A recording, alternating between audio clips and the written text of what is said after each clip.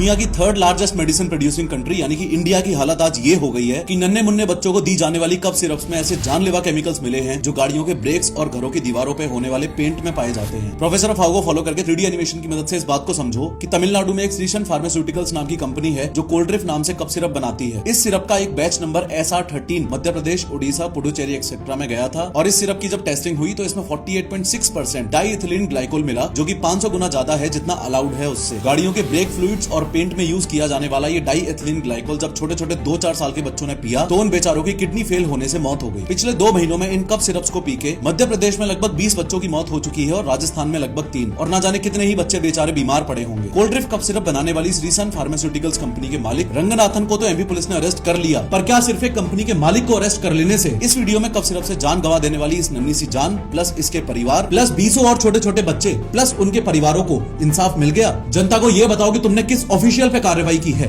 Health ministry और drug control department क्या सो रहे थे क्या? कौन से ड्रग कंट्रोल ऑफिसर्स हैं जिन पे नेग्लिजेंस के केस लगेंगे और वो जेल जाएंगे? हमें तो ये बता दो बस।